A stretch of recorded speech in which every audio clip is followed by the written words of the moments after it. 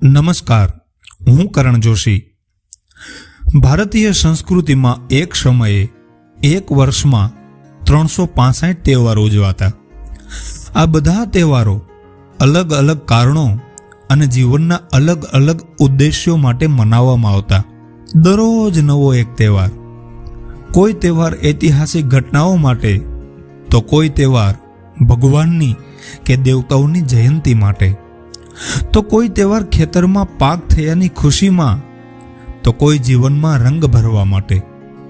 હરેક પરિસ્થિતિ માટે તહેવાર. પણ મહાશિવરાત્રિનું મહત્વ કંઈક અલગ જ છે.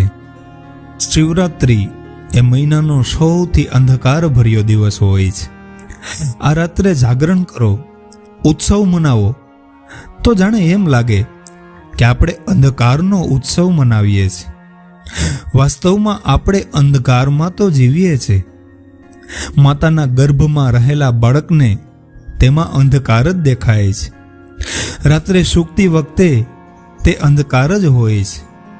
આંખો બંધ કરીએ ત્યારે પણ અંધકાર હોય છે.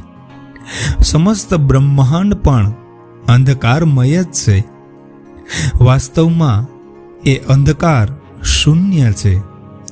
આકાશગંગા કે સૂર્ય જેવા તારાને જે પકડી રાખે છે તે શૂન્યતા જ છે, અને એ શૂન્યતા જ શિવ છે.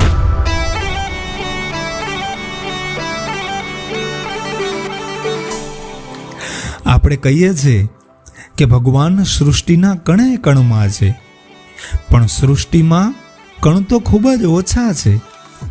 મોટા ભાગે તો શૂન્યતા જ છે, ખાલી ખામ છે. એનો મતલબ એ કે ભગવાન એ શૂન્યતામાં પણ છે. બીજા અર્થમાં તે સર્વવ્યાપ્ત છે. મોટા ભાગે જ્યારે આપણે ખુશી શોધીએ છીએ તો આપણે પ્રકાશને શોધીએ છીએ. ઈશ્વરને પણ હંમેશા પ્રકાશ રૂપે જ જોઈએ છે, અને આપણને પ્રકાશથી લગાવ પણ છે. અંધકાર કોઈને નથી ગમતો, પણ પ્રકાશ શાશ્વત નથી. એ હંમેશા નથી રહેતો. આપણી પૃથ્વી પર પ્રકાશ ક્યાંથી આવે છે? સૂર્યથી.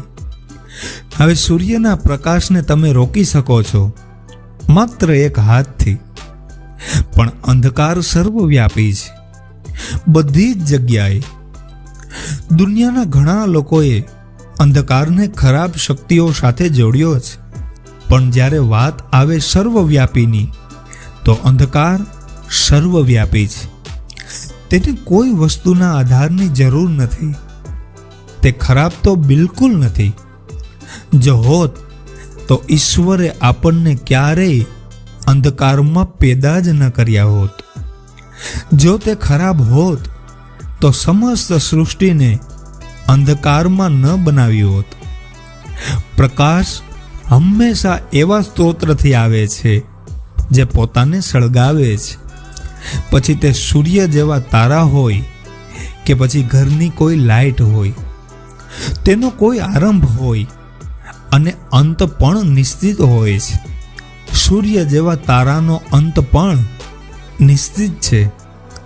ઘરની લાઇટનો અંત પણ નિશ્ચિત છે. પણ અંધકારનો કોઈ સ્ત્રોત નથી. એ પોતે જ સ્ત્રોત છે. એ બધી જગ્યાએ છે. એટલે જ્યારે આપણે શિવ કહીએ છીએ તો એ અસ્તિત્વનો વિશાળ શૂન્ય છે. એ વિશાળ શૂન્યતાના ખોળામાં જ આખી સૃષ્ટિ ઘટિત થઈ છે.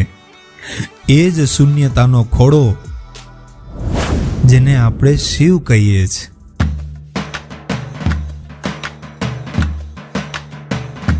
મહાશિવરાત્રિ એક અવસર છે, એક સંભાવના છે, જ્યારે બધા મનુષ્ય પોતાની અંદર એ વિશાળ શૂન્યતાનો અનુભવ કરી શકે છે, જે સૃષ્ટિના સર્જનનો સ્ત્રોત છે. એક બાજુ આપણે શિવને સંહારકના રૂપમાં માનીએ છીએ, પણ બીજી બાજુ તેને બધાથી દયાળુ માનવામાં આવે છે. એને સૌથી મોટા અને મહાન દાતાના રૂપમાં માનવામાં આવે છે. તેની કરુણતાની કથાઓ ભરી પડી છે શાસ્ત્રોમાં. એ શિવ જે શૂન્યતાના શિખર બિંદુ છે, એ શિવ કે જ્યાંથી પ્રકાશની પણ ઉત્પત્તિ થઈ છે, જે ખુદ મહાશિવરાત્રિએ પ્રકાશ રૂપે પ્રકટ થયેલા છે, એ રાત્રિ વિશેષ છે. એ રાત્રિ જે આપણને આપણું અસ્તિત્વ બતાવે છે, એ રાત્રિ જે અંધકારનું મહત્વ સમજાવે છે.